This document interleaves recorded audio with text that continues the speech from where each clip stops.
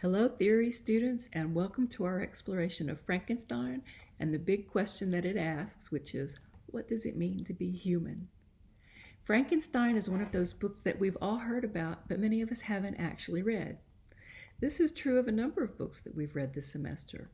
Most of us have heard about someone being like Jekyll and Hyde, or a pod person, or a Stepford wife, but those phrases don't carry their full meaning if you haven't read the book. Frankenstein is the oldest book we read this semester, although Hamlet is an older work. And we can see by its complicated nested structure consisting of letters, the creature's monologue about his history, Victor Frankenstein's deathbed narrative, and more, that the novel was a new thing.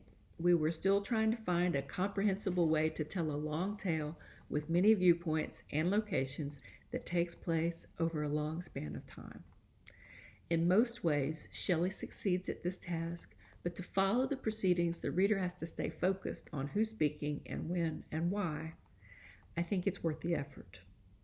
You'll see in the virtual lecture that I've done a pretty deep dive into giving the book a blow-by-blow plot summary.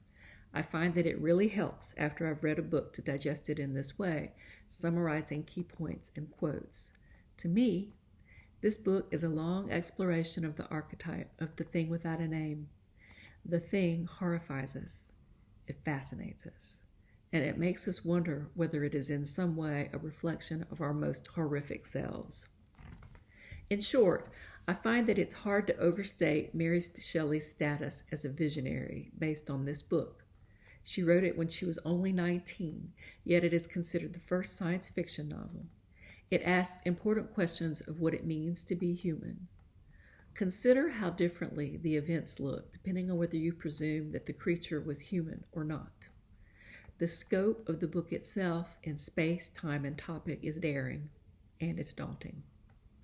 While there are some who say that her husband, Percy Shelley, was the true author because the book could only have been written by someone with his known writerly gifts, and certainly at the time, and still by some, they said that it could only have been written by a man. Fortunately, Mary Shelley's manuscripts survive, and although they show marginal notes in Percy Shelley's handwriting, people who have studied them say that the book is hers. You'll also be watching the 1931 Boris Karloff movie version of Frankenstein, and you'll see that Hollywood strayed far from Shelley's book. Despite the very old special effects, acting styles, and production values, I do think you'll be able to see why Karloff's portrayal of the creature is the one that has permeated the culture. I think this is because he captured the quality suggested by the title of this module, What is Human? Karloff's performance is basically silent pantomime, and he wears the makeup of a monster, but there is something about his wonder at his first glimpse of light and his childlike moment spent playing with a little girl that makes us ask the question, is he human? And if he isn't, how do we define the state of being human? It's an important question, I think, in a world where dehumanizing someone is the first step towards something truly horrific, like the Holocaust or the Tulsa Race Massacre.